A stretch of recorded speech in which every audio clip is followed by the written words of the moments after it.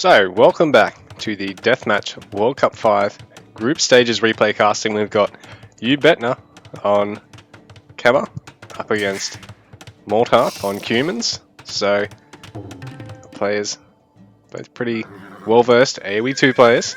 And Maldhar up 2-1 in this series with a pretty lucky, in most of the chat's opinion, game number 3 in this series. With Ubetnir not really taking advantage of ladies on his previous Civ pick.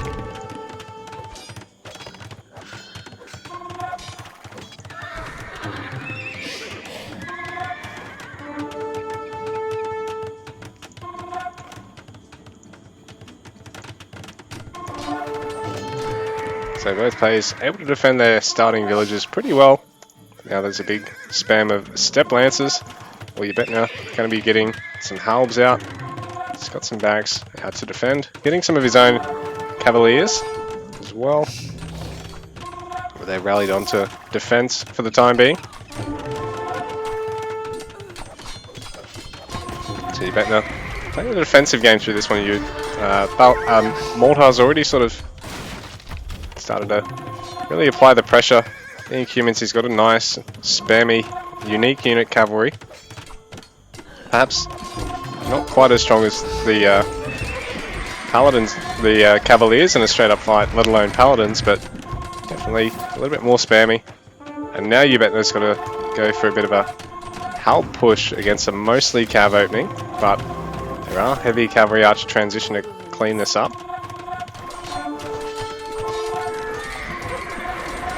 Ubetnir defending with battle elephants now, but while they're able to take a great cost-effective fight, they are quite slow for a mounted unit.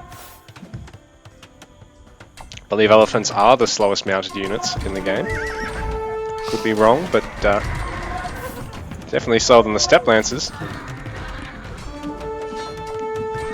the same time, Ubetnir does have a nice wall of the halbs to defend here at the moment, but he is sort of choking himself out in the sense because he's got nothing to really apply pressure to Maldhar at the moment, who's free to build however he wants. He's going pretty defensive though, with a fairly consistent for him double castle on the front side of his base. While Ubetnir doesn't really have any castles incoming, and particularly he's a more defensive player in the matchup. I think he probably would look at maybe doing that from here. Oh, that's a bit unfortunate there for Maldhar. He's getting all those step lancers trapped.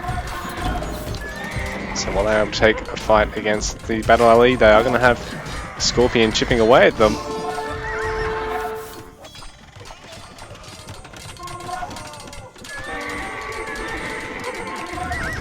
Maldhar again continuing to apply the pressure to Ubetnir, who's now moving out again with the battle alleys and the halbs, but it's going to be greeted by castles and by forward built siege workshops and barracks. All the stables are nice and safe, and so is the archery range. So, ooh, villager counts really favouring Maldhar at the moment. He's setting up, he's actually going to really contain that relic well. There are some cavs in to try and tidy up anything going on over here, and hopefully try and swing the game back in Ubetnir's favour, because right now Maldhar is looking really scary. He's tidied up a lot of Ubetnir's villages, cut him down to 5 vills, and at this stage of the game every vill counts. You need to be able to cram out as many vills as possible.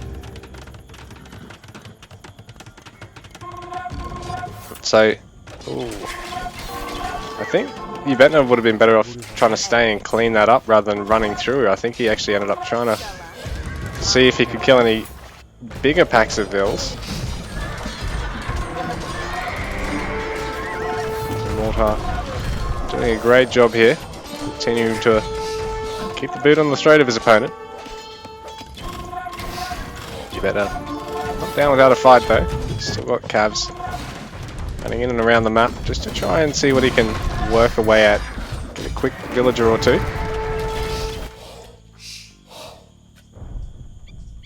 If you can catch one of these trebs as they're moving out, it could be quite nice for him, but Maldhar is readying himself up for round 2. He's going to push in a little side force again, and there's no top side castle finished up here yet for Ubetnir. He has finished up his lower side one.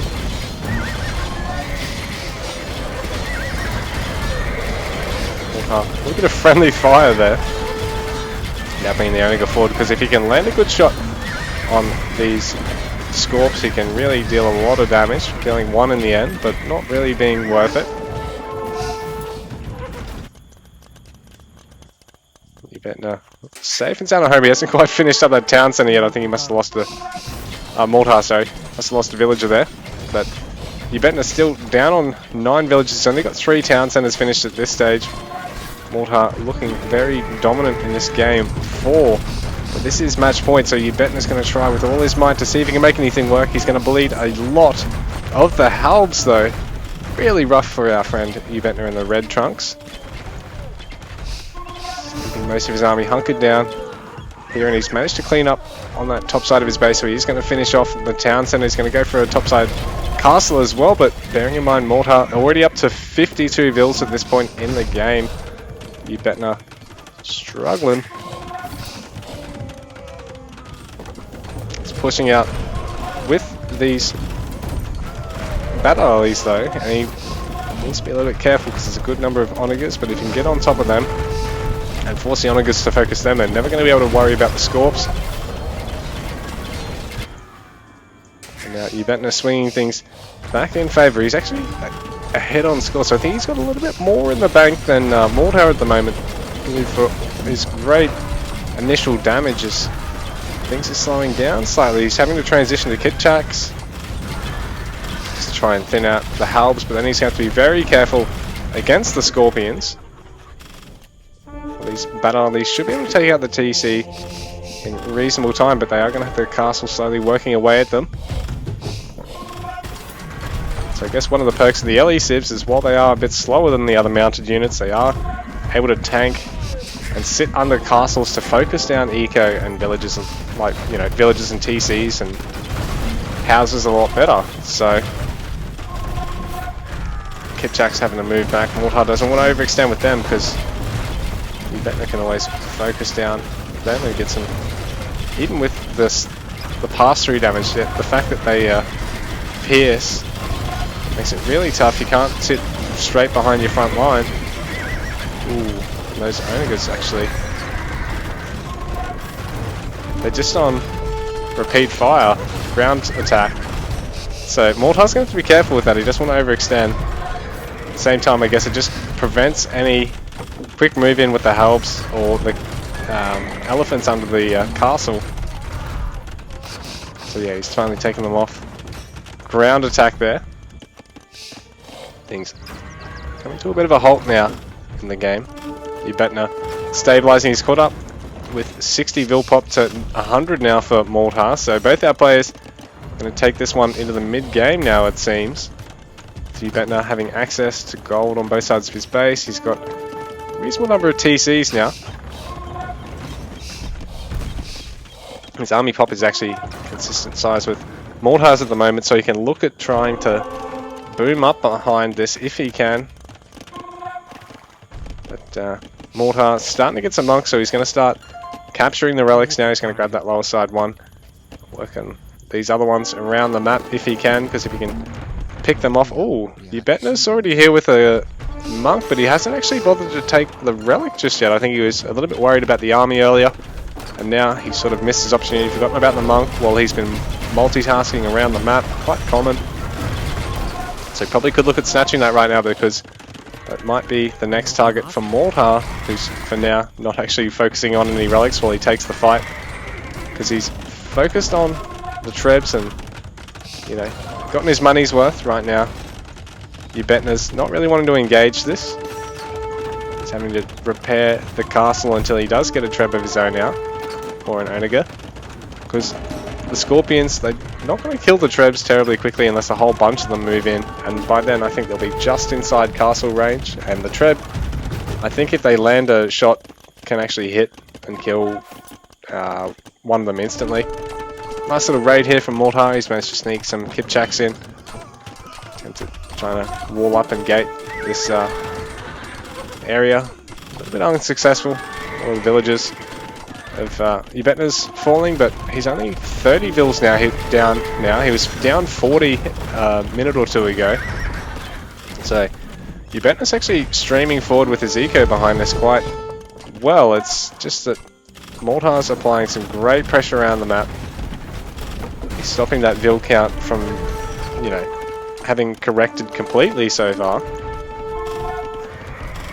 It's making it annoying for Ubetnir to get comfortable in this game. He's having to use ramps to try and focus down the Treb here. So they will take it down in 2 shots, and bearing in mind the splash from the Onega can potentially hurt Maldhar's own units here. Again, he's just relying on ground splash.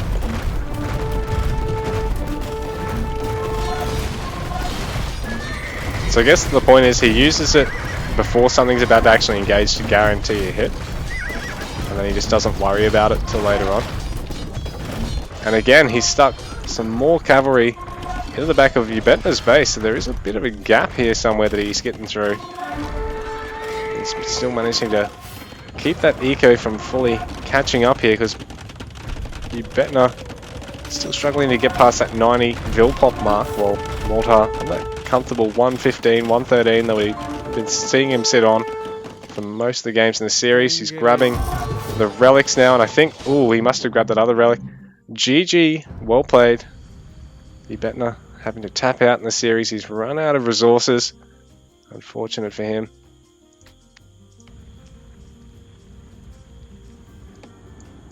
And yeah, in the end, I think Maldhar was able to grab this relic over here, so Ubetnir, forgetting about that, did end up punishing him a bit, because, you know, he's already invested in the monk and the monastery. You know, once you do, you need to get the relics. Like, if you don't build the monastery, you don't get the relics, you know, you haven't invested so much, but you get the monastery and the monk, you desperately need to get them, and multiple of them as quick as you can, to actually get your money back. Because otherwise, you know, that's, well, maybe not that many units, but that's that many units or something. Anyway, guys, that's the series, and Maldhar takes it 3-1 over Ubetnir, so he takes the group stage series off his opponent.